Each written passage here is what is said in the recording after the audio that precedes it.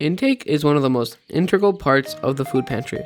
Without someone on intake, we don't have the client's information, we don't know who arrived when, and we can't schedule them for their next appointment. Though it is an important job, intake isn't hard by any means. For an intake shift, you will come in at 2 p.m. on Thursdays or 9:30 on Saturdays.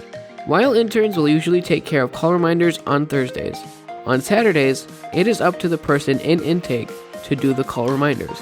That is why you must be here at 9:30. For call reminders, all you do is call each client, let them know the time of their appointment, and remind them that it is at our new location, and let them know how long someone will be available to answer their calls. When clients begin arriving, which is typically about half an hour before the pantry opens, have them sign in on the sign-in sheet at the secretary desk, and let them have a seat in our waiting area. Beginning when the pantry opens, take a look at the sign-in sheet. The client who signed in first and has the earliest appointment is to be brought back for intake first. Approach the waiting area and call out their name. Greet them with a smile, introduce yourself, and confirm when their appointment is. Ask the client for their photo ID and confirm their information on it. If they don't have it, we cannot serve them. If the client questions why, tell them we do not always have the same volunteer working the intake office, and we need to confirm who they are. If this is the client's first time with us, check the Link to Feed database for their name. If they are not there from another agency, click New Client. Confirm the client has brought their photo ID, proof of income, which is typically a pay stub or an award letter from Social Security, proof of residence, a recent utility bill or lease statement, and proof of everyone else living in their home. For other adults living with them, it is a photo ID or a picture of one. For minors, it is a physical copy of their birth certificate. If there is a member of the household that the client does not have proof for, let them know they cannot shop for them until they bring that person's information, and should do so for the next visit. Please make a note on the spreadsheet that they need to bring proof of birth or a photo ID for the specific family member by name. Go through each question on Link to Feed, asking the client or confirming the information from the documents they have brought with them. Ask even questions that seem unnecessary or silly, such as asking every woman if she is pregnant, postpartum, or breastfeeding, even if she is obviously past that age, or asking every client that they identify as the gender on their ID, male or female.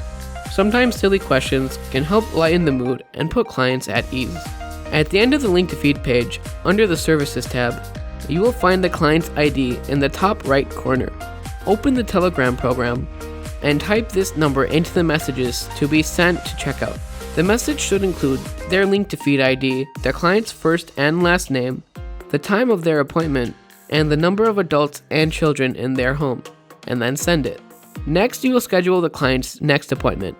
Pull up the date exactly 8 weeks from today's date.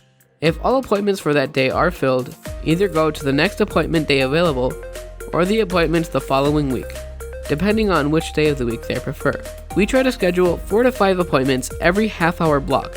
Make sure the client agrees with the date and time and that they record it either on a scratch piece of paper or in their phone. You will need to add the appointment to the calendar and the spreadsheet. For the calendar, click on the time you will be adding the appointment and type or copy-paste the client's name and phone number, as well as their appointment number. For example, if this is currently their client's second appointment, type in number 3.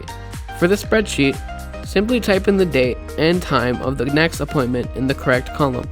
If this is the client's 6th appointment, please inform them that their next appointment they need to bring in all the paperwork once more. After this, the client is all set and you can direct them back to the waiting area for a personal shopper. Check the sign-in for the next client and repeat. For scheduling appointments, there are certain guidelines to follow. For a large family, 6 or more people, book them with a medium-sized family or 2 single-person households.